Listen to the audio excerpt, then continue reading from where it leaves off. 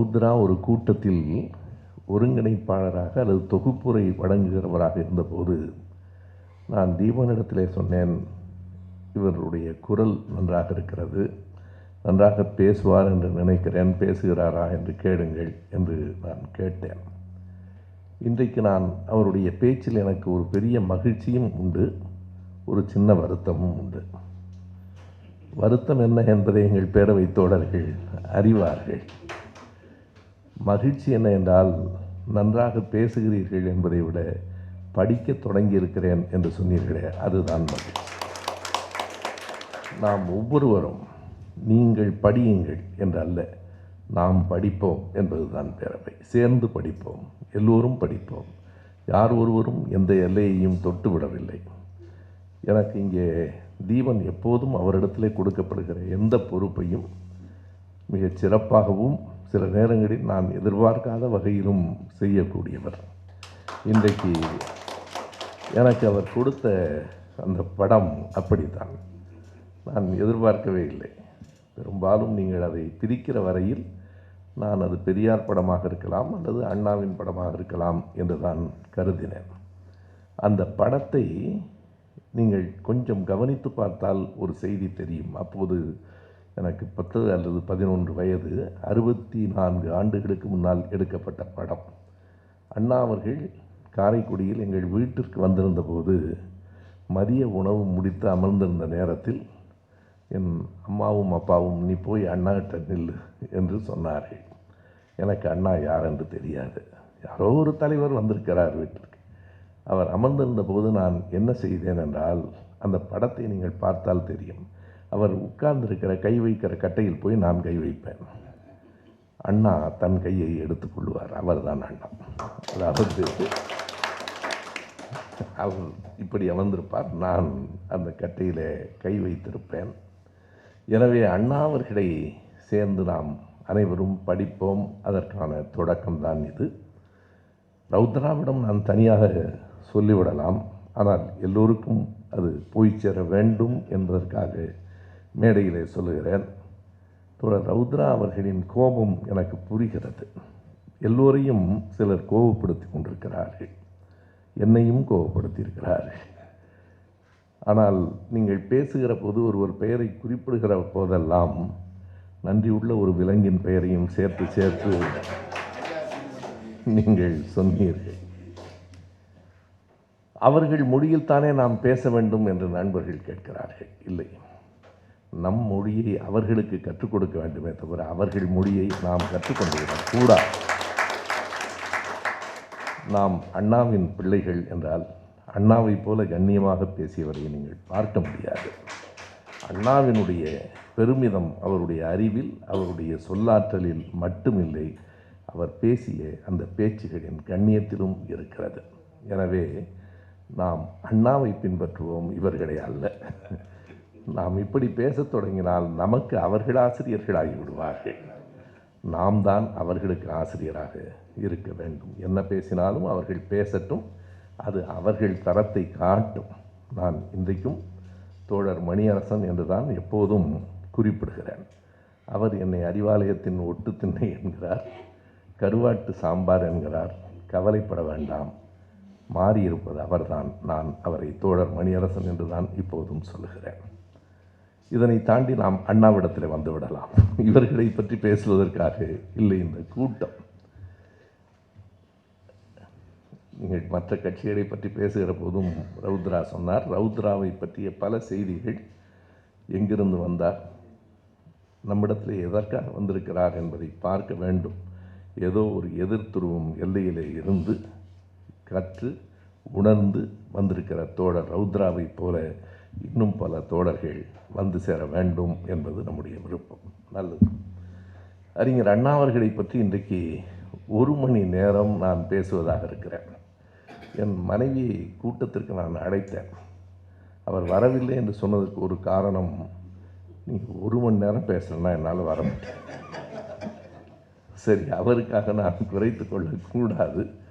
இது நமக்குள்ளான ஒரு பயிலரங்கம் என்பது போல கருதி கொண்டு 1 மணி நேரம் ஏன் அண்ணா அவர்களை பற்றி பேச வேண்டும். தீபனிடத்தில் நான் தான் சொன்னேன், அண்ணாவின் நினைவு நாளில் ஒரு கருத்தரங்கம் வைத்துக் கொள்ளலாம். இந்த அரங்கம் போதுமானது. இன்றைக்கு செவ்வாய்க்கிழமை வேலை நாளாயிற்றே, குற்றமில்லை. வருகிற தோழர்கள் வரட்டும், மற்றவர்களுக்கு நம்முடைய ஊடகங்கள் கொண்டு போய் சேர்க்கும். எனவே கூட்டத்தை அவர் நினைவு நாளிலேயே நடத்திவிடலாம் என்று கருதினேன். இன்றைக்கு நான் அண்ணாவினுடைய அரசியல் குறித்து கூட பேசப்போவதில்லை. அண்ணாவின் அரசியலை, அண்ணாவினுடைய மிக உயர்ந்த அவருடைய பண்பு நலத்தை நம்மில் பலரும் அறிவோம். இன்றைக்கு நான் பேசப்போவதெல்லாம் அறிஞர் அண்ணா அவர்களின் அறிவு கொடை பற்றி. அன்றைய தலைமுறைக்கு அண்ணா எத்தனை செய்திகளை கொண்டு வந்து குவித்தார்.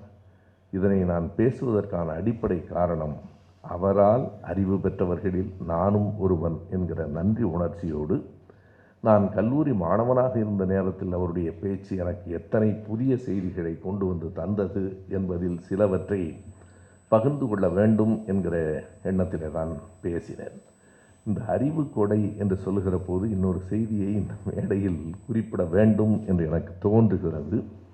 இன்றைக்கு காலையிலே ஒரு நிமிட செய்தியை கேட்ட தோழர்கள் அறிவீர்கள். அறிவு கொடை என்றே தொடர்ந்து பல தொகுப்புகள் வெளிவந்திருக்கின்றன. இங்கே கொடுக்கப்பட்ட அந்த நூல்கள் அன்பு கூர்ந்து நம் தோழர்கள் எல்லோரும் படிக்க வேண்டும். நம்முடைய கருஞ்சட்டை பதிப்பகத்திலேயே அண்ணாவின் நூல்கள் பலவற்றை நாம் மறுபதிப்பு செய்திருக்கிறோம்.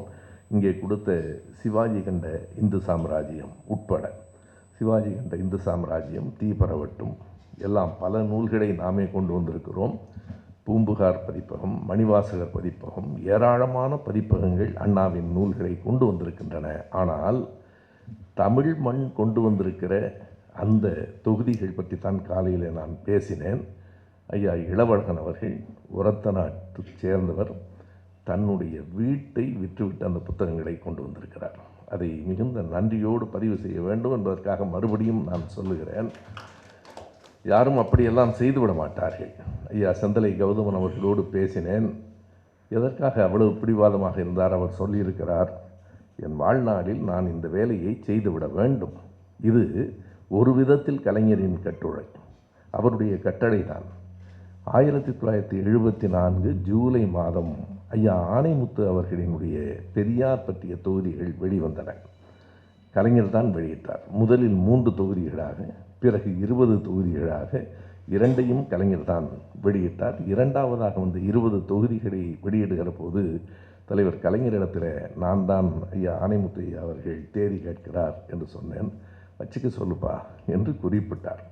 எனவே அன்றைக்கு 3 தொகுதிகளை வெளியிடுகிற போது தலைவர் கலைஞர் சொன்னார், பெரியாருக்கு இத்தனை நூல்களை கொண்டு வந்திருக்கிறீர்கள், மகிழ்ச்சி. அண்ணாவின் எழுத்துக்களையும் தொகுத்து அப்படி வரிசையாக தொகுதிகளாக கொண்டு வந்துவிட வேண்டும் என்பது என் விருப்பம் என்று அவர் சொன்னார்.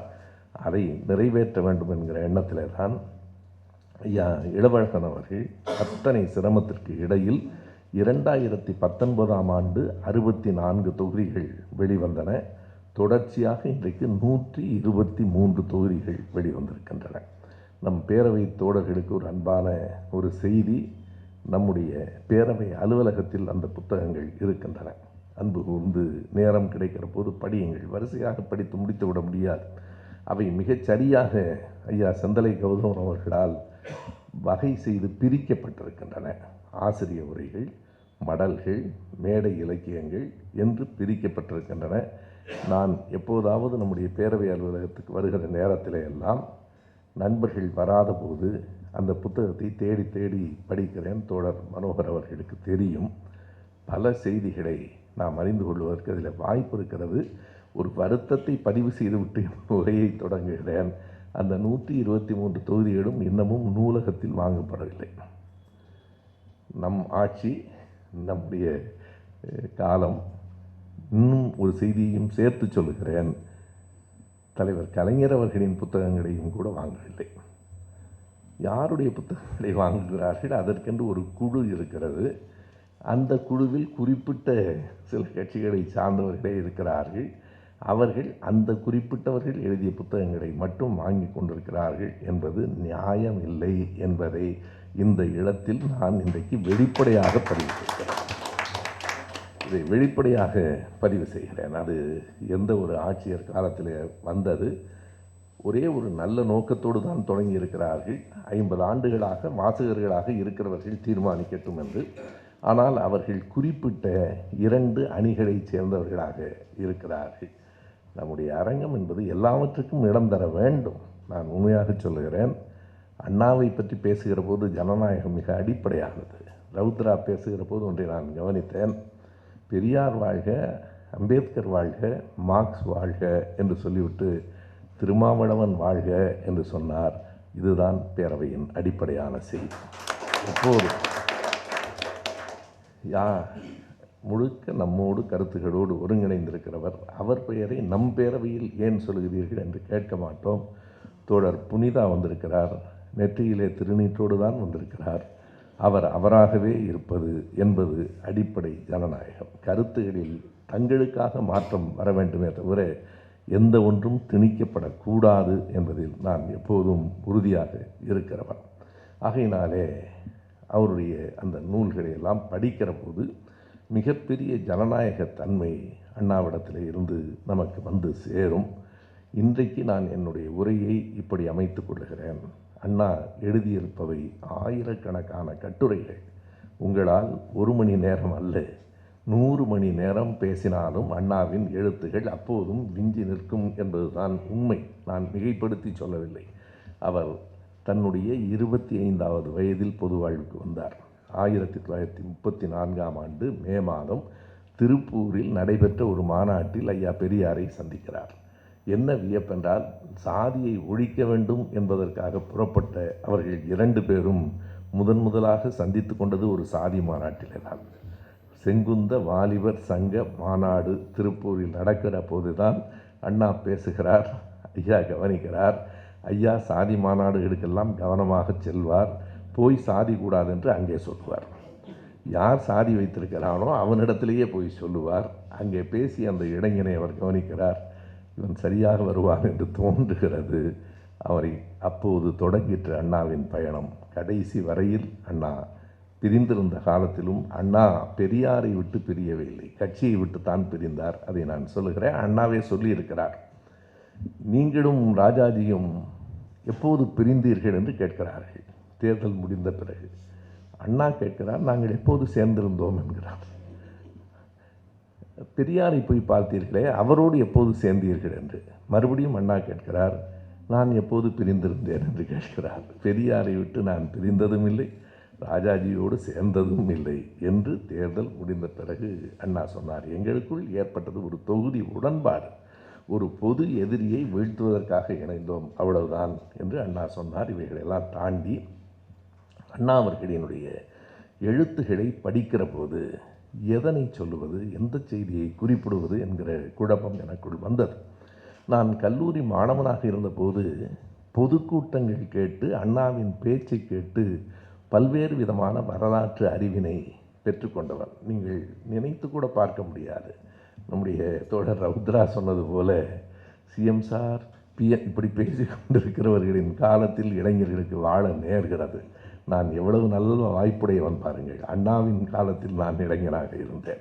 அவர் அத்தனை அரசியல் செய்திகளை மேடையில் சொல்லுவார். நான் உண்மையாக பல நேரங்களில் குறிப்பிட்டிருக்கிறேன். எனக்கு எமிலி ஜோலாவின் நானா புத்தகத்தை படிக்க வேண்டும் என்கிற உணர்வை ஏற்படுத்தியவர் அண்ணாதான். வேவல் பிரபு பற்றிய கட்டுரை அவரிடமிருந்து தான் வந்தது. உலக வரலாற்று ஆய்வுகள் பலவற்றை அவர் சொல்லியிருக்கிறார். அண்ணாவின் பேச்சிலும் எழுத்திலும் உலக வரலாற்று செய்திகள் நிரம்பி வழியும். எனவே வரலாற்று செய்திகளை சொல்லுவதா, அண்ணா குறிப்பிட்டிருக்கிற இலக்கியம் பற்றிய செய்திகளை குறிப்பிடுவதா, அல்லது சனாதனத்தை பற்றி சொன்ன உதயா பேசினார் என்றார். அண்ணாவிடமிருந்து தான் நாம் எல்லாரும் கற்றுக்கொண்டோம். அண்ணா என்ன பேசினார் என்று சொல்லுவதா, எதனை சொல்லலாம் என்று சிந்தித்த போது நேரம் கருதி நான் என்னுடைய உரையை இப்படி பிரித்து கொண்டிருக்கிறேன். அண்ணா எழுதிய பல துறைகளிலிருந்து, வரலாற்றிலிருந்து ஒரு பகுதி, இலக்கியத்திலிருந்து ஒரு பகுதி, சனாதன எதிர்ப்பிலிருந்து ஒரு பகுதி, அவருடைய தமிழ்நாட்டின் அரசியலிலிருந்து ஒரு பகுதி என்று 4ஆக பிரித்து கொண்டு அண்ணாவினுடைய வெறும் 4 கட்டுரைகள் அல்லது 3 கட்டுரைகள் ஒரு நிகழ்வை பற்றி தான் நான் பேசப்போகிறேன். கண்டிப்பாக அதற்கு 40-45 நிமிடங்கள் ஆகும் என்பதால் நான் அந்த நேரத்தை எடுத்துக்கொண்டிருக்கிறேன். அவர் வரலாற்றில் ஏராளமாக எழுதியிருக்கிறார். அவருடைய தலைப்புகளே பலருக்கும் சட்டென்று புரியாது. நீங்கள் பார்த்தால் ஸ்லெட் நதிக்கரையில் என்று ஒரு கட்டுரை இருக்கிறது. நீங்கள் நம்முடைய அலுவலகத்தில் அதற்காகத்தான் சொல்லுகிறேன், நம்முடைய தோழர்கள் நேரம் கிடைக்கும்போது யாருக்கும் புத்தகத்தை கொடுத்து விடாதீர்கள், வீட்டிற்கு கொடுக்கக்கூடாது என்று மனோகரிடம் சொல்லியிருக்கிறேன். கிடைக்காது, அங்கேயே அமர்ந்து படியுங்கள். ஸ்லெட் நதிக்கரையில் என்று சீக்கிய மதம் பற்றிய ஒரு கட்டுரை இருக்கிறது ஏராளமாக. பிரன்னர் கணவாயில் என்று ஒரு கட்டுரை, அதை பற்றி தான் இப்போது நான் பேசப் போகிறேன். எனக்கு அந்த கட்டுரையை படிக்கிற வரைக்கும் பிரன்னர் கணவாய் என்று ஒன்று இருக்கிறது என்று எனக்கு தெரியாது.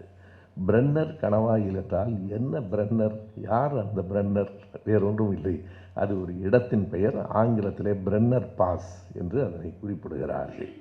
நான் கடைசியாக இந்த பிரன்னர் கணவாய் பற்றி பேசுகிற போது ஒரு செய்தியை சொல்ல வேண்டும். அந்த பிரன்னர் கணவாயில் என்ன நடந்தது என்பதை அண்ணா எழுதுவார். 1943 செப்டம்பர் 12 அந்த தேதிக்கு ஒரு மிகப்பெரிய முக்கியத்துவம் உண்டு. அந்த தேதியிலே பிரன்னர் கான்வாயில், அது வேறொன்றும் அல்ல, அந்த இடத்தில் தான் மிக முக்கியமான ஒரு சந்திப்பு வரலாற்றில் நிகழ்ந்தது. ஹிட்லரும் முசோலினியும் சந்தித்து கொண்டார்கள். அதுதான் அந்த நிகழ்வு. ஹிட்லரும் முசோலினியும் ஒரே ஒரு முறை தான் சந்தித்து கொண்டார்களா? அண்ணாவை படியுங்கள், அவரை விட சிறந்த வரலாற்று ஆசிரியர் இல்லை. நானும் படித்து கொண்டே தான் இருக்கிறேன். அந்த சிறுவனாக இருந்தபோது அண்ணாவின் அருகில் இருந்தேன். அண்ணாவை எனக்கு யார் என்று தெரியவில்லை என்று குறிப்பிட்டேன். இப்போதும் முழுமையாக அண்ணாவை என்னால் தெரிந்து கொள்ள முடியவில்லை.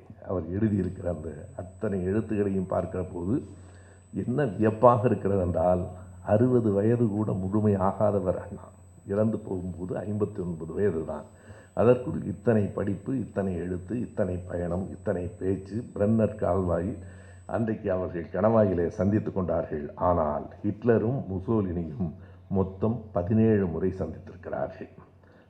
அந்த போருக்கு முன்னும் போருக்கு பின்னுமாக 17 முறை ஹிட்லரும் முசோலினியும் சந்தித்திருக்கிறார்கள். முதல் சந்திப்பு 1934 ஜூன் மாதம் எங்கே நடந்திருக்கிறது? வேறொரு ஊரில் நடந்திருக்கிறது. ஒரே ஒரு முறை அவர்கள் இந்த இடத்தில் பிரன்னர் கணவாய் என்கிற இடத்திலே சந்தித்திருக்கிறார்கள். அது மிக முக்கியமான சந்திப்பு. அதற்கு முன்பு நாம் எல்லோரும் அறிவோம், 2வது உலகப் போர் 1939 செப்டம்பர் 1ஆம் தேதி தொடங்கிற்று. அதற்கு ஒரு 5 மாதங்களுக்கு முன்னால் 1939 ஏப்ரலில் ஹிட்லரும் முசோலினியும் சந்தித்திருக்கிறார்கள். அப்போது அவர்கள் ஒரு ஒப்பந்தத்தை உருவாக்கி கொண்டிருக்கிறார்கள். பேக்ட் ஆஃப் ஸ்டீல் என்று பெயர். இன்றைக்கு நமக்கு தேடுவதில் எந்த சிரமமும் இல்லை. உங்கள் கைபேசியில் பேக்ட் ஆஃப் ஸ்டீல் என்று போட்டால் நான் சொல்லுகிற எல்லா செய்திகளும் வந்து விழுந்துவிடும். எதற்காக இதை குறிப்பிடுகிறேன் என்றால், அண்ணாவின் காலத்தில் எதுவும் இல்லை. அண்ணாவின் காலத்தில் செய்தித்தாள் கூட வந்து சேராது. அண்ணாவின் காலத்தில் தொலைக்காட்சி இல்லை. வானொலியில் எப்போதோ நடந்ததைத்தான் இப்போது சொல்லுவார்கள். உள்ளூர் நிகழ்ச்சியை கூட ஒரு வாரத்துக்கு பிறகுதான் அன்றைக்கு வானொலி சொல்லும். எப்படி அண்ணாவுக்கு இத்தனை செய்திகள் கிடைத்தன? எங்கே தேடினார்? கன்னிமராவிலேயே அவர் குடியிருந்தார் என்பார்கள். த பேக்ட் ஆஃப் ஸ்டீல் என்று, இரும்பு ஒப்பந்தம் என்று ஒரு ஒப்பந்தத்தை 2ஆம் உலகப் போர் தொடங்குவதற்கு 6 மாதங்களுக்கு அல்லது 5 மாதங்களுக்கு முன்னால் அவர்கள் உருவாக்கி கொண்டார்கள். அந்த ஒப்பந்தத்தினுடைய சாரம் என்ன என்றால், என்றைக்கும் போர் வருகிற சூழல் இப்போது இருக்கிறது. எந்த நேரமும் மூழலாம். எப்போதாவது அப்படி போர் நேர்ந்தால் நம் 2 நாடுகளும் ஒருங்கிணைந்து நிற்போம். ஒருவரை தாக்கினால் இன்னொருவர் அதில் தாமாகவே வந்து பங்கு கொள்வோம் என்பது போரே தொடங்காத போது ஏற்படுத்தி கொண்ட ஒரு ஒப்பந்தம். அப்படியானால் என்ன செய்தி என்றால், போரை தொடக்குவது என்கிற எண்ணத்துக்கு ஹிட்லர் வந்துவிட்டார் என்பது தான். ஹிட்லரை பற்றி முசோலினி 1930களிலே என்ன சொல்லுகிறார் என்றால், யாரோ ஜெர்மனியில் புதிதாக வந்திருக்கிறார், அதிகமாய் பேசுகிறார், ஒரு சின்ன கோமாளி போல இருக்கிறார். முசோலினி ஹிட்லருக்கு முன்பே ஆட்சியிலே வந்துவிட்டவர், ஒரு சின்ன கோமாளியை போல இருக்கிறார் என்று முசோலினி சொல்லுகிறார். ஆனால் அதற்கு பிறகு அவர்களுக்குள்ளே நெருக்கம் வருகிறது. காலம் எப்படியெல்லாம் மாறுகிறது பாருங்கள். இந்த பேக்ட் ஆஃப் ஸ்டீல் என்று இரும்பு ஒப்பந்தத்தை போட்டதற்கு பிறகும் 2வது உலகப் போர் தொடங்கிய பின்னும் இத்தாலி களத்திற்கு வரவில்லை. இந்த 2ஆம் உலகப் போரின் நிகழ்ச்சி, போர் தொடங்கிவிட்டது, செப்டம்பர் மாதமே தொடங்கிவிட்டது. ஆனால் 1940வது ஆண்டு வரையில் அவர்கள் இத்தாலி நாட்டுப்படை, அந்த முசோலினியின் படை ஜெர்மனிக்கு ஆதரவாக வரவில்லை. அந்த ஒப்பந்தத்தை அவர்கள் மீறுகிறார்கள். அப்போதுதான் ஹிட்லர் முசோலினியை மறுபடியும் சந்திக்க வேண்டும் என்று அந்த தேதியை குறித்து கொள்ளுங்கள். வரலாற்றில் மிக முக்கியமான ஒரு நாள் 1940 மார்ச் 18ஆம் தேதி 2 பேரும் சந்திக்கிறார்கள். அந்த சந்திப்புக்கு பிறகுதான் இத்தாலி போருக்கு வருகிறது. ஹிட்லரினுடைய வலியுறுத்தல் தான் இது. எங்கே இருக்கிறது என்றால், முசோலினியை கையை பிடித்து போருக்குள் அழைத்து வந்தவன் ஹிட்லர் தான். வேறு வழியின்றித்தான் முதலில் முசோலினி உள்ளே வந்தான். முதலில் வந்தது ஹிட்லர், முதலில் வீழ்ந்தது முசோலினி. அதற்கு பிறகும் பல சந்திப்புகள். அதைத்தான் அண்ணா எழுதுகிறார். பிரென்னர் கணவாயில் என்று, பிரென்னர் பாஸ் என்று நீங்கள் போட்டால் உடனடியாக இப்போதெல்லாம் நாம் யாரை கேட்பது, யாரையும் கேட்க வேண்டாம், ஆஸ்க் ஜெமினி என்று நம்முடைய கைபேசியிலே ஒன்று இருக்கிறது. உடனே அது விடையெல்லாம் சொல்லிவிடும். ஆனால் இவற்றையெல்லாம் நாங்கள் கல்லூரியிலே இருந்தபோது, சிறுவர்களாக இருந்தபோது, இன்னும் சொன்னால் என்னை போன்றவர்கள் பிறப்பதற்கு முன்னால் அண்ணா எழுதுகிறார். அண்ணாவினுடைய கடிதத்தின் நாள் என்ன? 1943 செப்டம்பர் 12. அந்த 43 செப்டம்பர் 12 என்ன செய்தி நடக்கிறது என்றால், ஏறத்தாழ முசோலினி வீழ்த்தப்பட்டு விட்டான் என்பதுதான். அவர் தொடங்குகிற போதே என்ன சொல்கிறார்? 2 சர்வாதிகாரிகளும் எத்தனையோ முறை சந்தித்து கொண்டார்கள். இப்போது அவர்களில் ஒருவரை காணவில்லை, இன்னொருவர் அவருக்கு உதவி செய்ய முயற்சி செய்து கொண்டிருக்கிறார் என்று தொடங்குகிறது. என்ன குறிப்பிடப்பட வேண்டிய செய்தி என்றால், அதே 1900 அந்த 2ஆம் உலகப் போரை 2 பகுதிகளாக நாம் பிரிக்கலாம். 39 42 வரைக்கும் ஒரு பகுதி. ஹிட்லரும் முசோலினியும் ஏறி நின்று வெற்றிகளை பெற்ற காலம். 42 கொஞ்சம் கொஞ்சமாக அவர்களுக்கு சரிவு தொடங்கிற்று.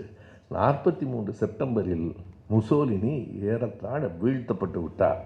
அந்த காலகட்டத்தில் முசோலினியை ஜெர்மனியினுடைய ஹிட்லரின் படைகள் சென்றுதான் காப்பாற்றின, அவருக்கு அடைக்கலம் தந்தன. இதை அண்ணா எழுதுகிறார்.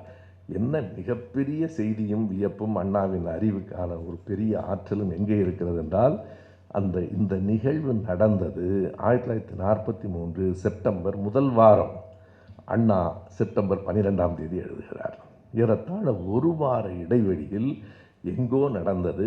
உலக நாடுகளுக்கு கூட சட்டென்று தெரியாத செய்தியை அண்ணா தன் ஏட்டிலே, திராவிட நாட்டிலே எழுதியிருக்கிறார். ஐயா பெரியார் அவர்களை பற்றியும் அப்படி பல செய்திகளை நாம் சொல்ல வேண்டும். பகத்சிங் தூக்கிலிடப்பட்ட மறுவாரம் அவரை பற்றி எழுதியவர் பெரியார். 1931 மார்ச் 23ஆம் தேதி பகத்சிங் தூக்கிலிடப்பட்டார். மார்ச் 31ஆம் தேதி குடியரசு ஏட்டில் பகத்சிங்கை பற்றிய கட்டுரை இருக்கிறது. ஒரு வார காலத்தில், அப்போதெல்லாம் செய்திகளே வராது, அதற்காக நான் சொல்லுகிறேன். பக்கத்து ஊரில் நடக்கிற செய்தி இங்கே வருவதற்கு 10 நாள் ஆகும். ஆனால் ஒரு வாரத்தில் பெரியார் பகத்சிங்கை பற்றி தலையங்கம் எழுதியது போல, ஹிட்லரினுடைய படைகள் முசோலினியை காப்பாற்றிய ஒரு வாரத்தில் கட்டுரையாக திராவிட நாட்டில் எழுதியவர் அறிஞர் அண்ணா. வரலாற்று பக்கத்தில், இலக்கியங்களில் அவர் எழுதியிருக்கிற இலக்கியம் கம்பரசம் என்று தான் நாம் எல்லோரும் அறிவோம். கம்பராமாயணத்தை மட்டுமல்ல, சேக்கிழாரை பற்றியும் எழுதியிருக்கிறார். சேக்கிழார் ஒரு சீர்திருத்தக்காரரா என்று ஒரு கட்டுரை இருக்கிறது. பெரியாரே சொல்லுவார், மறைமலையடிகள் எனக்கு ஆதரவாகத்தான் இருந்தார். எதுவரையில்? கம்பராமாயணத்தை நான் தாக்குகிற வரையில் எனக்கு ஆதரவாக இருந்தார். அதற்கு பிறகு பெரிய புராணத்தையும் நான் கை வைத்த உடனே மறைமலையடிகளால் தாங்கிக் கொள்ள முடியவில்லை. ஏனென்றால் அவர் எப்போதும் ஈழத்தினுடைய ஆறுமுக நாவலரின் தொடர்ச்சி. அவர் தமிழும் சைவமும் எம் இரு கண்கள், அதுதான் அவங்களுடைய அடிப்படை. தமிழ் வேண்டும், சைவமும் வேண்டும். பெரியாருக்கு தமிழும் பயன்படும், சைவமெல்லாம் வேண்டாம் என்பதுதான். எனவே அப்படி ஒரு வாரத்தில் அவர் எழுதியது போல, சேக்கிழார் ஒரு சீர்திருத்தக்காரரா என்று சைவ மதம் பற்றியும், குறிப்பாக இல்லையே என்னாத ஏற்பகைக்கும் அடியேன் என்கிற ஒரு பகுதியை எடுத்துக்கொண்டு அண்ணா மிக விரிவாக எழுதுவார். நாம் பார்க்க வேண்டும். அண்ணாவினுடைய எழுத்தின் நயம் அவருடைய உவமைகளில் இருக்கிறது. சின்ன சின்ன கதைகளின் மூலம் அவர் சொல்லியிருக்கிற செய்திகள் ஒன்றை குறிப்பிட வேண்டும். அந்த கட்டுரையில் அண்ணா அவர்கள் எழுதியிருக்கிற அந்த செய்தி தான் இப்போது ஏறத்தாழ ஒரு 2-3 ஆண்டுகளுக்கு முன்னால் ஒரு திரைப்படத்தில் நகைச்சுவை காட்சியாக வந்தது. அது அண்ணா எழுதியது. அது பலருக்கும் தெரியாது. இப்போது அது நகைச்சுவை காட்சியாக இப்போது படத்தில் பார்த்து சிரித்த நேரத்திலெல்லாம் இது அண்ணா எழுதியதாயிற்றே என்று எனக்கு தோன்றிற்று. எங்கே என்று எனக்கு தெரியவில்லை. இப்போது தேடிய போது அதுவும் கிடைத்தது. என்ன அந்த நகைச்சுவையான ஆழமான செய்தி என்றால், அண்ணா ஒன்றை சொல்லுகிறார், பெரியாரை விட்டு பிரிந்தாயிற்று. ஆனாலும் பெரியார் இருந்த இடத்தில் நீங்கள் பெரியாரை தாண்டி வர வேண்டும் என்று சொல்லுகிற போது அண்ணா வருத்தப்பட்டு சொல்லுகிறார், அவர் வேறு, நாம் வேறு. அவரை நம்மால் பின்பற்ற முடியாமல் போகலாம், ஆனால் அவரை எதிர்க்க முடியாது, எதிர்க்க வேண்டிய தேவையும் இல்லை. அவரவருக்கு ஒரு இடம் உண்டு, அவர் இடத்தில் அவர் இருப்பார். நம் இடத்தை அவரோடு கொண்டு போய் வைக்கக்கூடாது. அவரை பின்பற்றுகிறோம் என்று சொல்லி தவறாக நாம் நடந்துவிடக்கூடாது என்று கூறுகிறார். குறிப்பாக தேசிய கொடி எரிப்பு போராட்டத்தின் போது அண்ணா எழுதுகிறார், இந்த தேசிய கொடி எரிப்பு போராட்டம் பற்றி எனக்கு இன்னொரு கருத்து உண்டு. ஆனாலும் ஐயா பெரியார் அவர்களினுடைய அந்த செயல்பாடுகளை நான் உடனடியாக விமர்சித்து விடுவதில்லை. அதற்கு சொல்லுகிறார், அவருடைய இடமும் நம்முடைய இடமும் எப்படி வேறுபட்டது, எந்த பொருள் எது எதற்கு உதவும், யார் யார் எந்த இடத்திலே பொருத்தமானவர்கள் என்பதை அண்ணாவிடத்தில் ஒரு பழக்கம் உண்டு. ஒரு உவமை சொன்னால் வரிசையாக சொல்லி கொண்டே போவார். சாமியாராகி போனவன் மறுபடியும் மாமியார் வீட்டுக்கு வந்தது போல என்று எழுதுவார். காமராஜரை பற்றி எழுதுகிற போது அவர், அதாவது நான் தோழர் ரவுத்ராவுக்கு உரிமையோடு சொல்லுகிறேன், காமராஜர் கடுமையாக பேசுகிற நேரத்தில் அண்ணா சொன்னார், நீங்கள் முதலில் அப்படியெல்லாம் பேசியிருக்கலாம், மிகப்பெரிய உயரத்துக்கு வந்து விட்டீர்கள், மறுபடியும் இப்படியெல்லாம் பேசலாமா, சாமியாராக போனவன் மறுபடியும் மாமியார் வீட்டுக்கு வந்திருக்கிறாரு என்று அண்ணா போகிற போக்கிலே சொன்ன செய்தி. அதுபோல் பெரியாரும் தானும் வேறு வேறு என்பதற்கு அவர் எழுதுவார், வாழை இலையிலே உணவு உண்ணலாம், பனை இலையிலே உணவு உண்ண முடியாது. வாழையை உணவுக்கு பயன்படுத்துங்கள், பனை இலையிலே விசிறி செய்யுங்கள். பனை இலையிலே உணவு உண்பதும் வாழை இலையில் விசிறி செய்வதும் பொருத்தமாக இருக்காது. பெரியார் வேறு, நாம் வேறு. நீங்கள் பால் பானையை தாய்மார்கள் உரியிலே வைப்பார்கள், யாராவது ஊறுகாய் பானையை உரியிலே வைத்திருக்கிறார்களா? இவையெல்லாம் அண்ணா கேட்டது. என்ன இருந்தாலும் 1000 இருந்தாலும் ஐயா பெரியார் பால் பானை, நான் வெறும் ஊறுகாய் பானை தான், என்னை கொண்டு போய் உரியிலே வைக்க முடியாது. வேப்பம்பூவில் ரசம் வைப்பார்கள், பூசணி பூவில் யாராவது ரசம் வைப்பார்களா? இப்படி வரிசையாக அவர் கேட்டுக்கொண்டே வருகிற போது இன்னொரு கதை சொல்லுவார். அந்த கதையில் ஒரு பெரிய செய்தி, படிக்கிற போதே நம்மை அறியாமல் சிரிப்பு வரும். அதை அப்படியே திரைப்படத்தில் வைத்திருக்கிறார்கள். பரவாயில்லை, அண்ணாவை படித்திருக்கிறார்கள் என்பதில் மகிழ்ச்சி தான். என்ன சொல்லுவார் என்றால், ஒரு குடும்பத்திலே அண்ணனும் தம்பியும் இருந்தார்கள். அண்ணன் ஒரு பெரிய தனக்காரர், அந்த ஊர் பஞ்சாயத்தெல்லாம் செய்கிறவர். தம்பி விவசாயம் பார்க்கிறவன். தம்பியை சுற்றி இருந்தவர்களெல்லாம், அவன் மட்டும் பஞ்சாயத்தெல்லாம் பண்ணணும், பெரிய தனக்காரன், நீ அதே வீட்டில் அவனுக்கு தம்பியாக தானே பிறந்த, உனக்கு அந்த இடம் வேண்டாமா என்று கேட்டு இவனை இந்த திசையிலே திருப்பி விட்டதற்கு பிறகு இவனுக்கு ஆசை வந்தது. அண்ணனிடத்தில் போய் கேட்டான், நானும் உன்ன மாதிரி ஒரு பெரிய தனக்காரனாக ஆகணும். சரி, அது உன் விருப்பம், ஆனால் அதற்கு முன்னால் உன்னோடு நான் ஒரு வாரம் வருகிறேன்.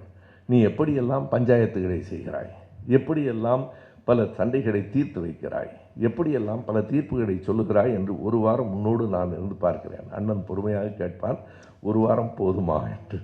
போதும், நான் வருகிறேன். இவன் போகிற போது தான் ஒரு நிகழ்ச்சி நடக்கும். அந்த ஊரில் இருக்கிற ஒருவனினுடைய அம்மா இறந்து போய்விடுவார். தனக்காரன் அவனிடத்திலே போய் துக்கம் கேட்பான். அம்மா வருத்தப்படாதீங்க, எவ்வளவு நல்ல குணம் அம்மாவுக்கு, என்னிடத்துலையும் அவ்வளோ பெரியமாக இருப்பாங்க, நீ ஞாபகம் வச்சுக்க, அவன் உனக்கு மட்டும் அம்மா இல்லை, இந்த ஊருக்கெல்லாம் அம்மா. இப்போது அந்த நகைச்சுவை காட்சி உங்களுக்கு புரிந்திருக்கும் எல்லோருக்கும். அடுத்த வாரம் இன்னொரு வீட்டிலே ஒருவனின் மனைவி இறந்து போய்விடுவாள். இவன் போய் சமாதானம் சொல்லுவான், அண்ணன் மாதிரியே சொல்லலாம், வருத்தப்படாது, அவள் எல்லோரிடத்துல அன்பாக இருந்தாள், நீ உனக்கு மட்டுமா அவள் மனைவியாக இருந்தாள், இந்த ஊரில் எல்லோருக்கும் மனைவியாக இருந்தாள் என்று சொல்லி அண்ணா எழுதுவார். அந்த சாவு வீடு ரணகணமாகிவிட்டது என்று. அதற்கு பிறகு இவன் வந்து சொன்னானாம், அண்ணன் நான் விவசாயமே பார்த்துக்கிறேன், இந்த வேலை நமக்கு சரிப்படாது. இவையெல்லாம் அண்ணா எழுதியிருக்கிற சின்ன சின்ன இலக்கியம் சார்ந்த, இப்படித்தான் அந்த இடத்துல தான் அவர் சொல்லுவார், இது உங்களுக்கெல்லாம் உனக்கு மட்டுமல்ல எல்லோருக்கும் மனைவி என்று சொன்னது பிழையானது என்று தெரிகிறதே, இல்லையே என்னாத இயற்பகைக்கும் அடியேன் என்று தன் மனைவியை இன்னொருவனோடு அனுப்பி விடுவது எப்படி சரி என்று எல்லோரும் போற்றுகிறீர்கள் என்று கேட்பார். அந்த பெரிய புராண கதை உங்களுக்கு தெரியும். இயற்பகை நாயனார், அவர் சிவனடியார்கள் வந்து கேட்டால் எதையும் இல்லை என்று சொல்ல மாட்டார். எதையும் என்றால் அதற்கு ஒரு அளவு இல்லை. என்ன நடந்தது என்றால், ஒரு அடியார் வந்து கேட்டார், உணவு வேண்டுமா? இல்லை இல்லை, உன் மனைவி ரொம்பவும் அழகாக இருக்கிறாள், எனக்கு உன் மனைவி வேண்டும் என்று கேட்டார். உடனே நீ கொண்டு போகலாம், உன் சிவனடியாருக்கு இல்லாததா என்று சொல்லி என்ன சிக்கல் சொல்லுவார் என்றால், அண்ணா இவனுடைய குறைபாடு என்பது வேறு, அந்த பெண் ஒரு மனுஷி, அவளுக்கென்று ஒரு மனம் உண்டு, அவளுக்கென்று ஒரு உணர்வு உண்டு என்று கூட புரிந்து கொள்ளாத நீ என்னடா சிவனடியார் என்று கேட்பார். அதற்கு என்ன செய்வார் என்றால், அந்த இயற்பகை நாயனார் என்ன செய்வார், தன் மனைவியை அந்த ஊரின் எல்லை வரைக்கும் அவன் கூடவே வந்து அனுப்பி வைப்பார். ஏனென்றால் ஊர் முழுவதும் பிரச்சனை வருகிறது. எப்படி இந்த சிவனடியார் அவருடைய மனைவியை இயற்பகை நாயனாரின் மனைவியை அழைத்து செல்கிறார் என்று பிரச்சனை வரக்கூடாது என்பதற்காக பாதுகாப்பாக வந்து அனுப்பி வைத்தார் என்று பெரிய புராணம் சொல்லுகிறது. அதை ஒரு வரியிலே நம்பியாண்டார் நம்பி எழுதுவார், இல்லையே என்னாத இயற்பகைக்கும் அடியன். அண்ணா என்ன குறிப்பிடுவார் என்றால், நம்பியாண்டார் நம்பி எதை நினைத்து அப்படி எழுதினாரோ அதற்கு சேக்கிழார் இப்படி ஒரு கற்பனை செய்து ஒரு வரிக்கு ஒரு கதை எழுதுகிறேன் என்று தொடங்கி, சேக்கிழாரினுடைய கவிதை அழகானது தான், ஆனால் அதில் இருக்கிற பொருளை பற்றி கவலைப்படாமல் கவிதையை மட்டும் எங்களால் ரசிக்க முடியாது என்று சொன்னவர்தான் அண்ணா. எனவே வரலாற்றில், இலக்கியத்தில், எல்லா துறைகளிலும் சனாதன எதிர்ப்பில் அவர் குறிப்பிடுகிற ஒரு செய்தியை நான் சொல்ல வேண்டும். மிக ஆழமான ஒரு செய்தியை அவர் எடுத்து காட்டுவார், வரலாற்றிலிருந்து சொல்லுவார். இன்றைக்கும் அது நமக்கு மிக மிக தேவைப்படுகிறது, இன்றைக்குத்தான் கூடுதலாக தேவைப்படுகிறது. நாங்கள் தமிழ் மன்னர்களை போற்றுகிறோம், சேர சோழ பாண்டியரின் பரம்பரைகள், இந்த திராவிடர்கள் வந்து தமிழர்களின் முகத்தை மாற்றிவிட்டார்கள் என்று சொல்லிக்கொண்டே இருக்கிறார்கள். அண்ணா அதற்கு அன்றைக்கே விடை சொல்லிவிட்டு போயிருக்கிறார். எங்களுக்கும் தமிழ் மண் மீதும் தமிழ் மன்னர்களின் மீதும் மதிப்பு உண்டு, மிகப்பெரிய பற்றுதல் உண்டு. ஆனால் அவர்கள் என்ன செய்தார்கள் என்பதை கணக்கில் வைத்து கொண்டு தான் நாங்கள் பாராட்ட முடியுமே தவிர அவர்கள் தமிழ் மன்னர்கள் என்கிற ஒரே காரணத்துக்காக பாராட்ட முடியாது. நாம் இன்னமும் பார்க்கலாம், பெரியாருக்கும் அண்ணாவுக்குமான வேறுபாடு கூட, பெரியார் அவர்கள் எந்த ஒரு மொழி சார்ந்தும் எந்த ஒரு இனம் சார்ந்தும் நின்றதில்லை, அறம் சார்ந்து மட்டுமே நிற்க வேண்டும் என்று கருதினார். தமிழை பெருமையாக அவர் பேசியதில்லை. தமிழ் பற்றிய, மன்னர்கள் பற்றிய பெருங்கதையாடல்கள் எல்லாம் அண்ணாவிடமிருந்து மக்களுக்கு உணர்வூட்டுவதற்காக வந்து அது தலைவர் கலைஞரிடமும் தொடர்ந்தது. ஆனால் அண்ணா மிக தெளிவாக சொல்லுகிறார், பெரியாரின் பார்வை எப்படி சரியானது என்பதை எடுத்து காட்டுவது போல அவர் சொல்லுகிறார். என்ன நடந்தது என்பதை ஒரு கல்வெட்டின் மூலம் குறிப்பிடுகிறார். எதற்காக என்றால், அண்ணாவினுடைய பறந்து விரிந்த அறிவு இருக்கிறது பாருங்கள், அது வரலாறானாலும் தமிழ்நாடானாலும் வெளிநாடானாலும் அனைத்தையும் புள்ளி விவரங்களோடு சொல்லுகிற ஒரு பாங்கு அவரிடத்துல உண்டு. அதில் ஒரு செய்தி நமக்கு புதிதாக இருக்கும். கேள்விப்படுகிற போது சுங்கம் தவிர்த்த சோழநல்லூர் என்று ஒரு ஊரை அண்ணா குறிப்பிடுகிறார்.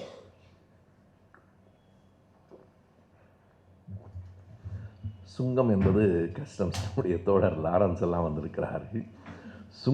அந்த துறையில் இருந்தவர் அவர். சுங்கம் தவிர்த்த சோழநல்லூர், அந்த வரியை, சுங்க வரியை தவிர்த்து விட்டிருக்கிறார்கள். எதற்காக? எந்த காலத்தில்? முதல் குலோத்துங்க சோழன் காலத்தில். முதல் குலோத்துங்க சோழன் எப்போது ஆண்டான்? எல்லாவற்றையும் அண்ணா தருவார். நீங்கள் படித்தால் ஒரு வரலாற்று பாடப்புத்தகத்தை படித்தது போல இருக்கும். கிபி 1070 இருந்து கிபி 1122 வரையில் அவன் ஆண்டான். பெரிய காலகட்டம், 52 ஆண்டுகள். வரலாற்றில் அரை நூற்றாண்டு காலம் ஆண்ட மன்னர்கள் மிக குறைவுதான். அவுரங்கசீப் இத்தனை ஆண்டு காலம் இருந்தார். அதுபோல் சங்க காலத்தில் அவ்வளவு பேரெல்லாம் இருக்க மாட்டான். ஒரு 10 ஆண்டுகளில் அடுத்தவன் அடித்து வீழ்த்தி விடுவான். ஆனால் 52 ஆண்டுகள் அவன் மன்னனாக இருந்தான். அவனுடைய காலத்தில் ஒரு கல்வெட்டு இருக்கிறது. அது 1194 ஆண்டு கல்வெட்டு. அத்தனையும் வரலாற்று உண்மைகள். 1194 ஆண்டு கல்வெட்டு என்ன சொல்லுகிறது என்றால், ஒரு ஊரை, ஒரு மிகப்பெரிய ஊரை, மொத்தம் அதனுடைய பரப்பளவு 117 வேலி. அதில் குறிப்பிட்டிருக்கிற செய்தி, அதற்கு பெயரே சுங்கம் தவிர்த்த சோழநல்லூர் சாசனம் என்பது. அந்த 117 வேலி நிலத்தை அவன் என்னவாக கொடுத்தான்? சதுர்வேதி மங்கலம் என்று கொடுத்தான். வேதம் அறிந்தவர்களுக்கு அந்த இடத்தை கொடுத்தான். ஒரு வேலி என்றால் எவ்வளவு என்று நமக்கு இப்போது கணக்கு தெரியாது. நமக்கு தெரிந்ததெல்லாம் ஒரு கிரவுண்ட் என்றால் 2400 சதுர அடி, அவ்வளவுதான். ஒரு வேலி என்பது 12 கிரவுண்டுக்கும் கூடுதல். ஏறத்தாழ 13 கிரவுண்டு வைத்துக் கொள்ளலாம். பழைய கணக்குகள் நமக்கு தெரியவில்லை. ஒரு முறை நான் ஒரு நிமிட செய்தியிலேயே சொல்லியிருந்தேன். பாரதியார் பராசக்தி இடத்துல என்ன கேட்டார்? காணி நிலம். பல பேர் என்ன நினைக்கிறான்னா, காணி நிலம் என்றால் துண்டு விரித்து படுத்துக்கொள்வதற்கு ஒரு சின்ன இடம் என்று கருதுகிறார். ஒரு காணி என்பது, குறித்து கொள்ளுங்கள் நண்பர்களே, 1.5 ஏக்கர். பாரதியார் ஒன்றும் சும்மாலாம் கேட்கல, 1.5 ஏக்கர் நிலம் கேட்டிருக்காரு. 1.5 ஏக்கர் நிலம் சும்மா கேட்டிருக்காரு பராசக்திகிட்ட. அதுவும் 10-12 தென்னை மரம் வேண்டும், பாட்டு பாட அழகிய ஒரு பெண் வேற வேண்டும், ஒரு பெரிய ஜமீன்தார் மாதிரி. அவர் கேட்டது சாதாரணமான விஷயம் அல்ல, 1.5 ஏக்கர் நிலம் கேட்டுக்கிறார். எனவே இந்த மன்னன் 1ஆம் குலோத்துங்கன் என்ன பண்ணியிருக்கிறான், ஒரு வேலி என்பது 12.35 கிரவுண்டு, 117 வேலி கேட்டிருக்கிறான். அந்த 117 வேலியை சதுர்வர்ணம் படித்தவர்களுக்கு மொத்தம் 108 பிரிவுகளாக போட்டு, அப்போவே அப்பார்ட்மெண்ட் விலையை தொடங்கிட்டான். 108 பிரிவுகளாக போட்டு 106 பிரிவுகளை சதுர்வேதம் படித்தவர்களுக்கு அளித்தான். இப்போ நமக்கு ஒரு சந்தேகம் வருகிறது, மீதம் 2 வேலி நிலத்தை யாருக்கு கொடுத்தான் என்று. 106 பிரிவுகளுக்கு அந்த சதுர்வேதி மங்கலத்தில் இடத்தை கொடுத்துவிட்டு மீதம் இருக்கிற இடத்தை 2 பிரிவுகளுக்கு கொடுத்தான். அவர்கள் யார் என்றால், அந்த சதுர்வேதி மங்கலத்தை சார்ந்தவர்கள் வழிபடுவதற்கு, கோயில் கட்டிக்கொள்வதற்கு அந்த இடம். ஆக ஒட்டுமொத்தமாக அவனுக்கு. இப்போ அண்ணா கேட்பார், 117 வேலி நிலத்தை நீங்கள் ஒரு குறிப்பிட்ட சாதியினருக்கு கொடுப்பது என்றால் என்ன நியாயம்? இவர்களெல்லாம் தமிழ் மன்னர்களா? அந்த இடத்தில் அண்ணா எழுதுகிற அந்த வரியை மட்டும் நான் இங்கே அழுத்தமாக பதிவு செய்ய விரும்புகிறேன். தமிழர்கள்தான், ஆண்டவர் தமிழர், ஆட்சி முறை ஆரியம் என்று எழுதுவார். ஆண்டவர் தமிழர் தான், ஆனால் ஆட்சி முறை ஆரியம். இல்லையானால் அவன் வேதம் படிச்சிருக்கிறான், சரி, அதனால் மக்களுக்கு என்ன பயன்? வேதம் படித்து மக்களுக்கு அவர்கள் என்ன செய்தார்கள், என்ன தொண்டு? நீங்கள் எண்ணி பார்க்க வேண்டும். எவ்வளவு காலம் மாறி இருக்கிறது, இன்றைக்கு இருக்கிற இளைஞர்களுக்கு தெரியவில்லை. நீங்கள் 117 வேலி, 117 × 12.5 என்று வைத்துக் கொள்ளுங்கள். எனக்கு கணக்கு போட நேரம்.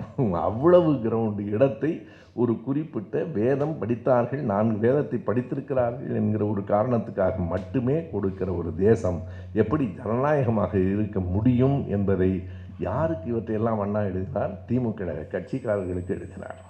இப்போது எனக்கு உண்மையாக தோன்றுகிறது, இந்த தேர்தல் முடிந்த பிறகாவது நாம் பேசி இப்படிப்பட்ட வகுப்புகளை திமுக தோழர்களுக்கும் எடுத்தாக வேண்டும். கண்டிப்பாக நான் குறைத்து சொல்லவில்லை.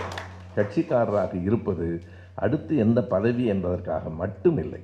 அண்ணன் துரைமுருகன் தான் வேடிக்கையாக ஒரு கூட்டத்திலேயே சொன்னார். எனவே நான் சொல்லலாம், கட்சிக்கு வந்த உடனேயே அடுத்து என்ன பதவி இருக்குது என்று கேட்கிறார்கள். துரைமுருகன் சொன்னார், நானே கோவப்பட்டு ஒருத்தர் சொல்லிட்டேன், எல்லா பதவியும் கொடுத்தாச்சு, சிவலோக பதவி மட்டும்தான் இருக்குன்னு சொன்னேன்னா அவர் சொன்னார். பதவிக்கும் பொறுப்புக்கும் வருவது பிழை இல்லை, பதவிக்கும் பொறுப்புக்கும் வருவதற்காக மட்டும் கட்சிக்கு வருவது பிழையானது. தாண்டி வாருங்கள். இங்கே நான் பல நேரங்களில் சொல்லுவது, கருப்பு சட்டை போட்டு கூட வந்தவர்களுக்கு என்ன வரும்? ஒரு கவுன்சிலர் பதவி கூட கடைசி வரைக்கும் வராது. நான் ஒரு கூட்டத்தில் கூட சொன்னேன், உங்களுக்கும் சீமானுக்கும் எந்த ஒற்றுமையும் இல்லையா என்று கேட்டார்கள். ஒரு ஒற்றுமை இருக்கிறது, 2 பேரும் சாகும் வரை கவுன்சிலர் ஆக போவதில்லை என்று சொன்னார். அது நான் தேர்தலில் போட்டியிடப் போவதில்லை, அவர் போட்டியிட்டாலும் வெற்றி பெறப் போவதில்லை. கடைசி வரைக்கும் திமுகவுக்கு ஆட்சியை தக்க வைத்துக் கொள்வது நோக்கம், அதிமுகவுக்கு ஆட்சி பிடிப்பது நோக்கம், இவர் குறிப்பிட்ட அந்த PM சாருக்கு சில இடங்களிலாவது வெற்றி பெறுவது நோக்கம், தம்பி சீமானுக்கு ஒரு ஊரிலாவது டெபாசிட் வாங்குவது நோக்கம். கடைசி வரைக்கும் நிறைவேறப் போவதில்லை. அதனால்தான் நான் சொல்கிறேன், அது மாதிரி பொறுப்புகளுக்கு வருவதில் எந்த பிழையும் இல்லை. ஆனால் அது மட்டுமே எந்த ஒரு கட்சியிலும் நோக்கமாக இருக்கக்கூடாது. ஒரு இடத்தில் நான் உண்மையாகவே அண்ணன் துரைமுருகன் அவர்கள் கலந்து கொண்ட கூட்டத்திலே சொன்னேன், நீங்கள் ஒரு சின்ன தேர்வு நடத்தணும், யாருக்காவது ஏதாவது ஒரு பதவி கொடுப்பது கட்சியில் என்றால் வேறு ஒன்றும் வேண்டாம், நெஞ்சுக்கு நீந்தி 6 பாகத்தையும் படிச்சிருந்தோம், அதில் தேர்வு எழுதி வெற்றி பெற்றால்தான் பொறுப்பாளர் பதவி கொடுக்கணும்னு. அண்ணன் சொன்னார், நீ எங்கள் கட்சிக்கு பொறுப்பாளரே வரவிட மாட்ட போல இருக்க.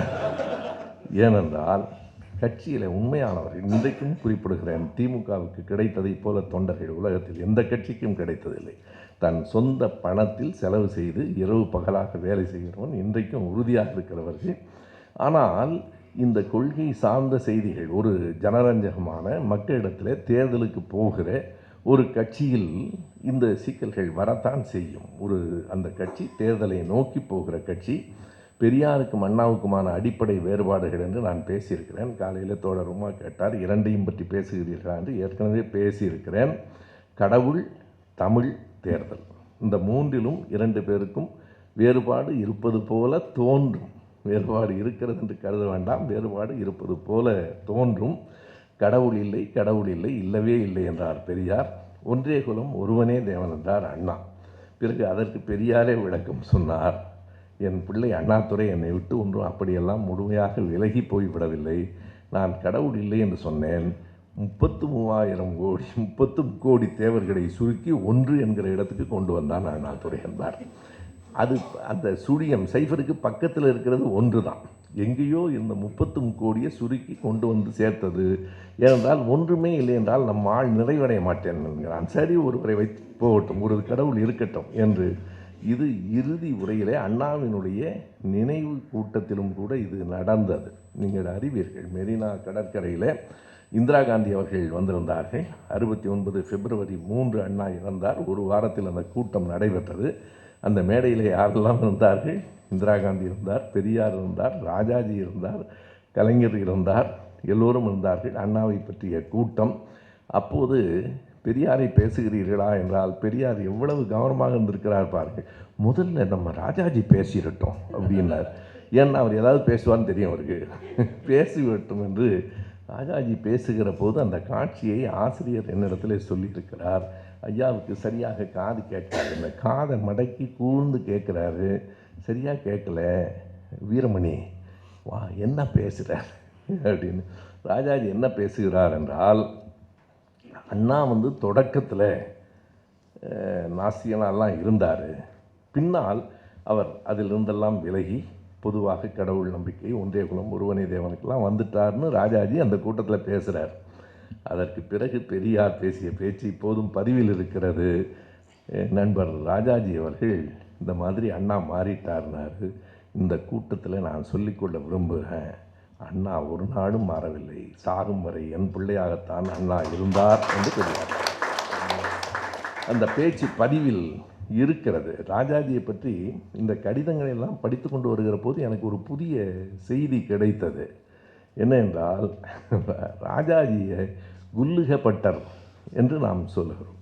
அண்ணா தான் குல்லுகப்பட்டர் என்று சொன்னார் என்று தான் எல்லோரும் அண்ணா அவரை குல்லுகப்பட்டர் என்று சொன்னார் என்று நானும் கூட அப்படித்தான் நம்பிக்கொண்டிருந்தேன். இந்த கடிதத்தில் தான் அது பற்றிய விளக்கம் கிடைக்கிறது.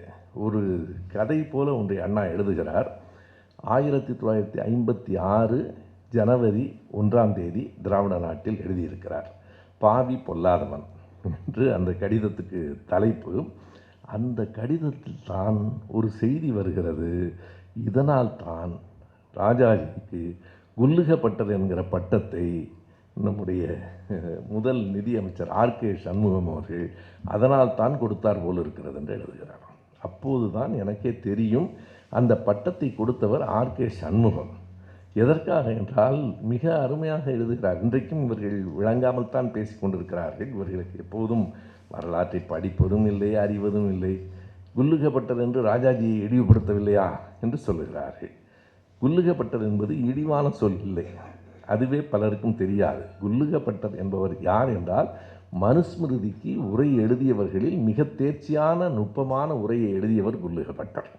அதாவது மிகச் சூழ்ச்சியாக அதை எழுதினார் என்பதை தவிர அது ஒன்றும் இழிவான சொல் அல்ல. ராஜாஜிக்கு ஒரு அறிமுகமாக அண்ணா தன்னுடைய கட்டுரையிலே ஒரு செய்தியை எழுதுவார். ரொம்ப அருமையான செய்தி. ஒரு கதையை எழுதுவார். ராமாச்சாரி என்று அதற்கு பேர் வைத்திருப்பார். அதாவது ராஜகோபாலாச்சாரி என்பதை ராமாச்சாரி என்று ஒரு பெயர் வைத்திருப்பார். ஒரு பெரிய நிறுவனம். ராமாச்சாரி எப்போதும் சூழ்ச்சி, எப்போதும் வேலை செய்கிறவர்களை இழிவாக பேசுவது, அடக்கி ஒடுக்குவது. புதிதாக ஒரு அலுவலர் வந்தார், உயர் அதிகாரி வந்தார், ரொம்ப கடுமையானவர். கண்டிப்பாக இவர் வந்தவுடனே ராமாச்சாரிக்கு வேலை போய்விடும், அவர் ரொம்ப நேர்மையானவர், வேலை போய்விடும் என்று எல்லோரும் கருதினார்கள். ஆனால் ஏறத்தாழ 1 மாதத்தில் ராமாச்சாரிக்கு பதவி உயர்வு கொடுத்து ஒரு மிகப்பெரிய சான்றிதழையும் அந்த அதிகாரி கொடுத்தார். எப்படி என்று யாருக்கும் தெரியவில்லை. இந்த ஆள் மோசமான ஆள், இவருக்கு எப்படி உயரதிகாரி ஒரு பதவி உயர்வையும் கொடுத்தார் என்று அவர்கள் எண்ணி பார்க்கிற போது அவர் ராமாச்சாரி போய் தன் மனைவியிடமும் பிள்ளையிடமும் அதை சொல்லுவார். பிள்ளை கேட்பான், ஏன்னா அந்த அம்மா கேட்கும், ஏன்னா உனக்கு எப்படி அவன் இப்படி பெரிய பதவி உயர்வெல்லாம் கொடுத்துட்டா, நோக்கு என்னோட இத்தனை வருஷம் வாழ்ந்தும் என்னை பற்றி நோக்கு தெரியவே இல்லையடி அப்படின்னு அவர் சொல்லுவார். அப்புறம் அவர் விளக்கி சொல்லுவார் எப்படி அந்த பதவி உயர்வு கிடைத்ததுன்னு. ரொம்ப வித்தியாசமான கதையை ரொம்ப சுருக்கமாக நான் சொல்கிறேன். அதாவது இந்த ராமாச்சாரியின் இயல்பு என்னென்ன என்றால் வேலை செய்கிறவர்களெல்லாம் கடுமையாக பேசுவது, அப்படி தான் இருப்பார். ஒரு நாள் நான் போனேன் அந்த வேலை நடக்கிற இடத்துக்கு. அப்போது அங்கே இருந்த ஒருவன், அவன் பேர் ஜோசஃபோ என்னமோ, அவன் அந்த வேலையாட்களை எல்லாம் கடுமையாக பேசி கொண்டிருந்தான். உடனே நான் அவனை பார்த்து, இப்படிலாம் பேசலாமா, அந்த மக்கள் எப்படி உழைக்கிறான், அவனோட போய் இப்படி பேசுறியே என்று சொன்ன உடனே வேலை செய்த கூலி ஆட்களுக்கெல்லாம் ஒரே ஆச்சரியம். என்னடா திடீர்னு ராமாச்சாரி இப்படி மாறிட்டாரேன்னு என்று சொல்லிவிட்டு தன்னுடைய கோட்டை கழற்றி வைத்துவிட்டு அந்த கூலி தொழிலாளர்களோடு நானும் சேர்ந்து வேலை செய்தேன். அதற்கு பிறகு எனக்கு இந்த பதவி உயர்வு கிடைத்தது. சரி, நீங்கள் செய்தீர்கள் என்று அந்த உயர் அதிகாரிக்கு எப்படி தெரியும்? அப்போது சொல்லுவார், அங்கே தாண்டா ராமாச்சாரி நிற்கிறான், அது தெரிஞ்சதுனால தான் நிற்கிறான். எப்படி என்றால், நான் அந்த இடத்துக்கு போன போது ஒருவன் புதிதாக இருந்தான். அவன் வேலை செய்து கொண்டே இருந்தான். அவன் யார் என்று உயரதிகாரியிடம் கேட்டேன். அவன் புதுசாக இன்றைக்கி வேலையில் சேர்ந்திருக்கிறான், வந்திருக்கிறான், வேலை வேணும்னு கேட்டால் செய்திருக்கிறோம் என்று. நான் அவனை கவனித்து பார்த்தேன். அவன் பை வைத்திருக்கிற இடத்தை பார்த்தேன். அதில் ஒரு புத்தகம் இருந்தது, வாஷிங்டன் பற்றிய புத்தகம். வாஷிங்டன் படிக்கிற அளவுக்கு கூலி ஆட்கள் யாரும் இல்லை. கவனித்து பார்த்தால் மாறு வேடத்தில் அந்த உயரதிகாரி தான் வேலை செய்து கொண்டிருக்கிறான். அதை நான் கண்டுபிடித்து விட்டேன். ஏழை தொழிலாளர்களோடு சேர்ந்து செய்கிறான். ஏனென்றால் வாஷிங்டன் வாழ்க்கையில் அப்படி ஒன்று நடந்திருக்கிறது. வாஷிங்டன் அதிபராக இருந்தபோது ஒரு குதிரையில் ஒரு மாறு வேடத்தில் ஒரு இடத்துக்கு போகிறான். அங்கே இருக்கிற தொழிலாளர்கள் எல்லாம் வேலை செய்கிறார்கள். வாஷிங்டன் கேட்குறான், ஏப்பா நீ மட்டும் உட்கார்ந்துருக்க, அவங்களோட வேலை செய்யலாம்ல, அதெல்லாம் என் வேலை இல்லை, நீ வேணா இறங்கி அவனுக்கு உதவி பண்ணு. இவன் இறங்கி அவர்களோடு வேலை செய்கிறான், உதவி செய்கிறான். மாறு வேடத்தில் வந்திருக்கிறான், யார் என்று தெரியவில்லை. தொழிலாளர்கள் எல்லாம் ரொம்ப பிரியமாக, நீ எப்போ வேணாலும் சொல்லி அனுப்புங்க, நான் ஓய்வாக தான் வர்றேன். அப்படியா, உங்களை எங்கே சொல்லி அனுப்பணும், எங்கே இருக்கிறீங்க? நான் அந்த வெள்ளை மாளிகையில் இருக்கேன், என் பேர் வாஷிங்டன் சொன்னான். வாஷிங்டன் உன்னை எல்லாரும் ஆடி போயிட்டானுங்க. நான் வாஷிங்டன் வெள்ளை மாளிகையில் இருக்கேன், வேணா சொல்லி அனுப்புங்க. அன்றிலிருந்து இந்த சூப்பர்வைசர் இருக்கான் பாருங்கள், அவன் ஒரு நாளும் உட்காருவதில்லை, அவர்களோடு வேலை செய்தான் என்று நான் படித்திருக்கிறேன். வாஷிங்டன் புஸ்தகம் அங்கே இருக்குது, அவனும் படிச்சிருப்பான், அதனால தான் இதை செய்கிறான். எனவே யாரென்றே தெரியாதது மாதிரி நான் கோட்டை கழட்டி வைத்து விட்டு அந்த தொழிலாளர்களோடு வேலை செய்தேன்.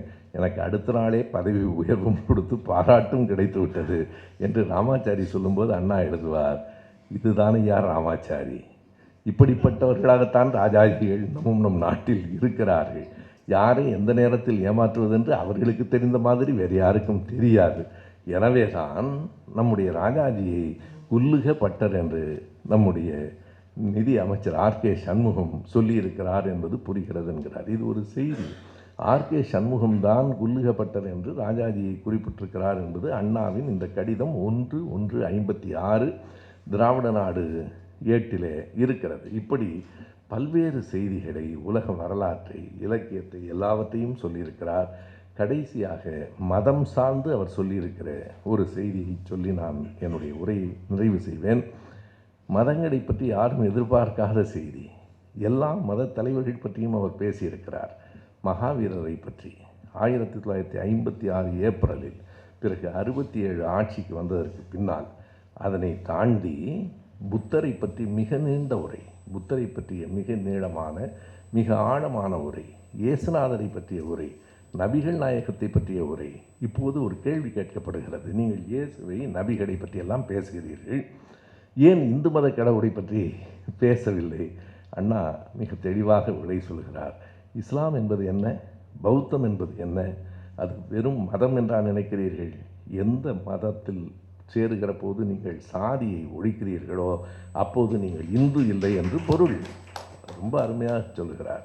இந்துவாக இருப்பது என்பதே அம்பேத்கர் சொன்னது தான். இந்து மதம் என்பதே சாதிகளின் தொகுப்பு. அடிப்படையில் சாதி தான். நேற்றைக்கு நான் ஒரு இடத்திற்கு போயிருந்தேன். அங்கே பணியாற்றியவர்கள் எல்லோரும் பேராசிரியர்கள். அவர்களுக்குள் பலருக்கே சாதிய உணர்வு இருந்தது. நான் விளையாட்டாக சொன்னேன், எல்லோருக்கும் கொஞ்சம் கொஞ்சம் சாதி உணர்வு இருக்கிறது என்று.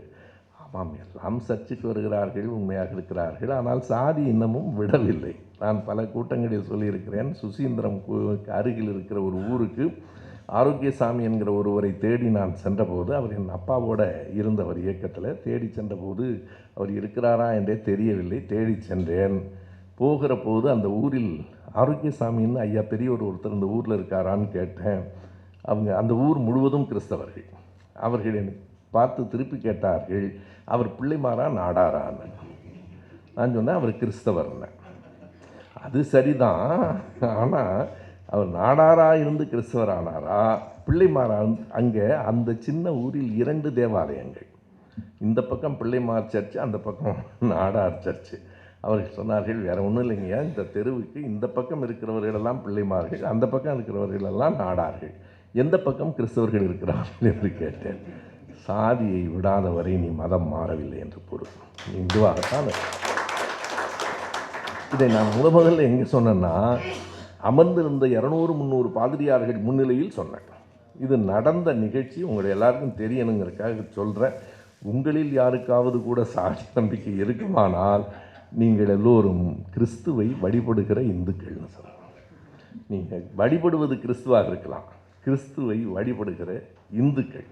எனவே இந்துவாக இருப்பதற்கான அடையாளம் சாதிய பற்று. நீ வேறு இடத்துக்கு அம்பேத்கர் தான் சொன்னார்.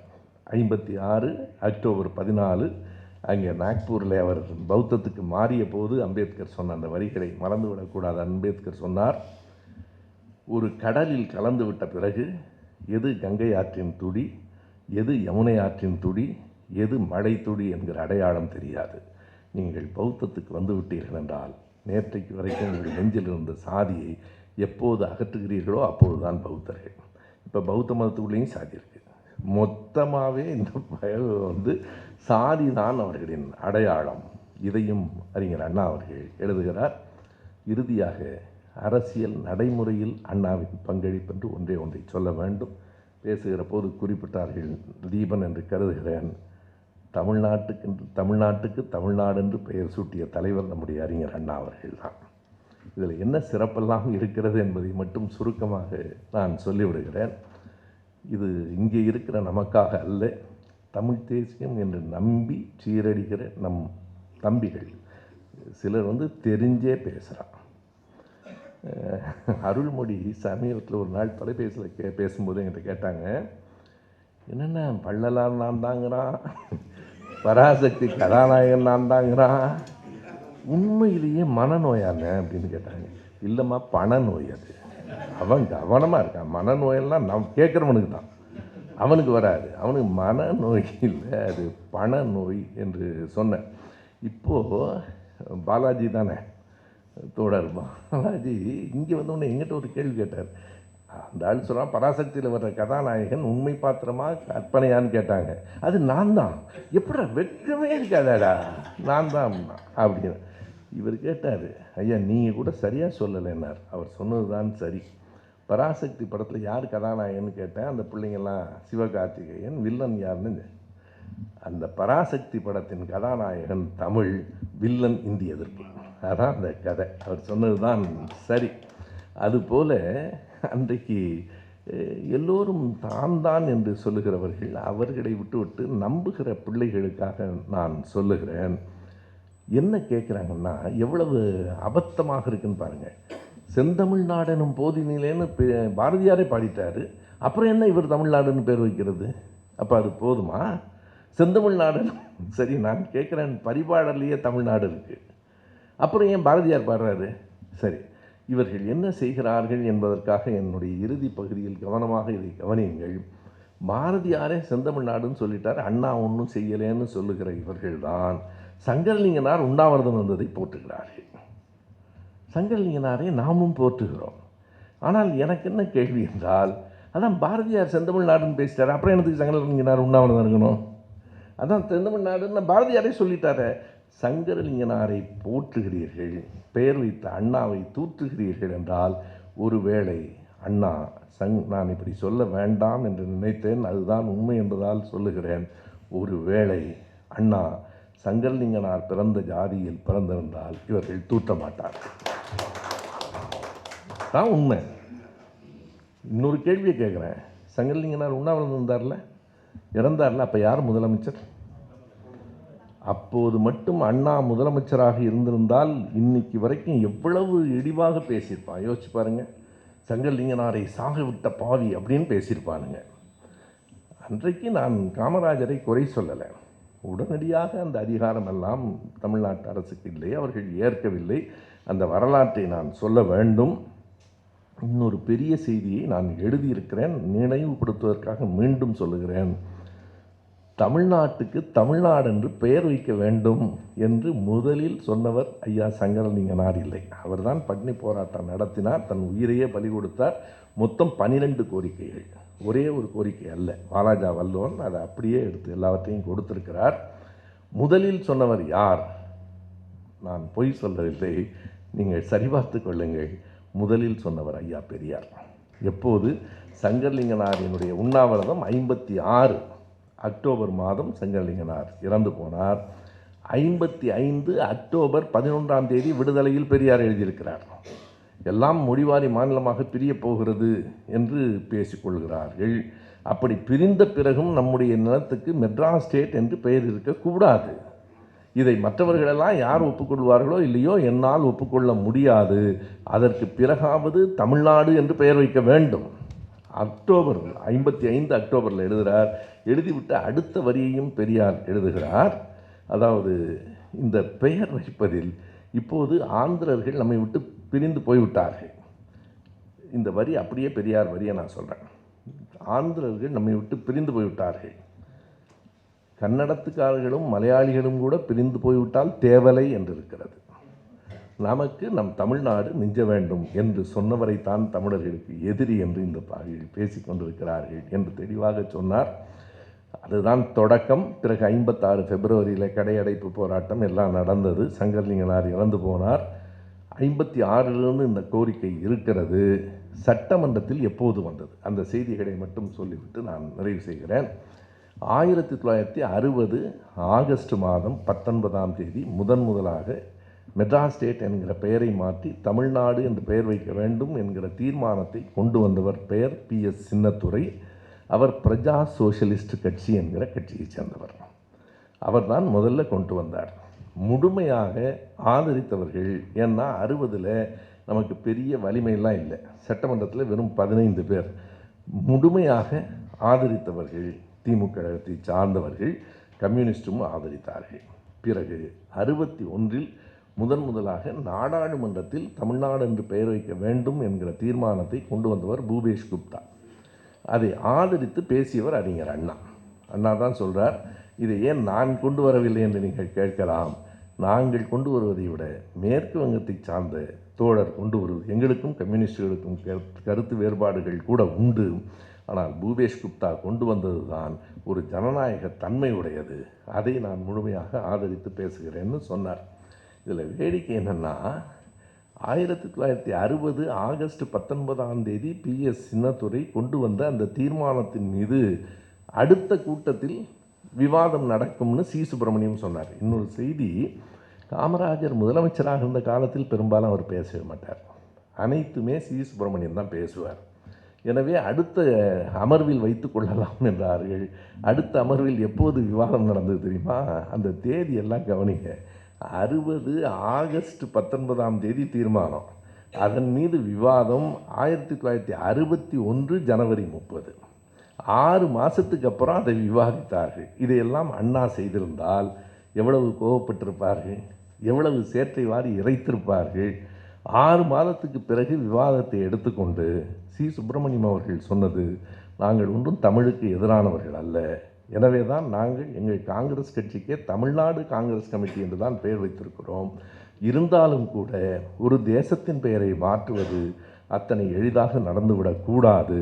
மெட்ராஸ் ஸ்டேட் என்றால் தான் எல்லோருக்கும் தெரியும், அதை தமிழ்நாடு சொன்னால் யாருக்கும் தெரியாது என்று சுப்பிரமணியம் சொல்ல, அதை வெங்கட்ராமன் வலியுறுத்தி சொன்னார். வெங்கட்ராமன் என்ன சொன்னார் என்றால், நான் உலகத்தின் பல நாடுகளுக்கும் போயிருக்கிறேன், எல்லா இடத்திலும் நான் இந்த நாட்டுக்கு போயிருக்கேன், அந்த நாட்டுக்கு போயிருக்கேன், தமிழ்நாடு என்றால் தான் தெரியும் என்று அண்ணா மிக அமைதியாக பதில் சொன்னார். நம் தம்பிகள் கோபப்பட வேண்டாம், எத்தனை நாடுகளுக்கு தான் போயிருக்கிறேன் என்பதை வெங்கட்ராமன் பிறகு எப்போதுதான் எடுத்து சொல்வது. இந்த வாய்ப்பை பயன்படுத்தியாவது சொல்லட்டும் என்று சொன்னார். பல இடங்களில் அண்ணா சொன்ன பதில் இருக்கு பாருங்கள். லால் பகதூர் சாஸ்திரி நாடாளுமன்ற மாநிலங்களவையில் நீங்கள் ஏன் இந்தி எதிர்க்கிறீங்க, இந்தியை 6 மாதத்தில் கற்றுக்கொண்டு விடலாம் என்றபோது அண்ணா எழுந்து சொன்னார், உண்மைதான், அதற்கு மேல் கற்றுக்கொள்ளாதில் என்ன இருக்கிறதுன்னு கேட்டார். அவர் சொன்ன சின்ன சின்ன விடைகள் மிக ஆழமானவை. எனவே அதற்கு பின்னால் 1900 அதுலேயும் தமிழ்நாடு பெயர் வந்தது. முதலமைச்சர் ஆனது மார்ச் மாதம். ஜூலை மாதமே அண்ணா கொண்டு வந்தார். 67 ஜூலை 18 அண்ணா தீர்மானத்தை கொண்டு வருகிற போது கருத்திருமன் கொஞ்சம் எதிர்ப்பை காட்டினார். தமிழில் தமிழ்நாடுன்னு இருக்கட்டும், ஆங்கிலத்தில் மெட்ராஸ் ஸ்டேட்னே இருக்கட்டுமேன்னார். அண்ணா சொன்னார், இதுதான் பழைய செய்தி, புதிய இடத்துக்கு வருமாறு தோழர் கருத்திருமனை அழைக்கிறேன், வாருங்கள் அடுத்த கட்டத்துக்கு போவோம் என்றார். 67 ஜூலை 18 நிறைவேறிற்று. அதுக்கு குடியரசுத் தலைவர் எப்போது ஒப்புதல் கொடுத்தார் தெரியுங்களா? 1.5 ஆண்டுகளுக்கு பிறகு 67 ஜூலை 18 நிறைவேறிய தீர்மானத்தை ஒருமனதாக நிறைவேறிய தீர்மானத்துக்கு 68 டிசம்பர் 20 ஒப்புதல் கொடுத்து 69 ஜனவரி 14 முதல் அது நடைமுறைக்கு வரும் என்றால் என்ன ஒரு பெரிய மகிழ்ச்சி என்றால், அண்ணா வாழ்ந்த காலத்தில் அண்ணா கொண்டு வந்த தீர்மானம் அண்ணா உயிரோடு இருந்தபோது நிறைவேறிற்று.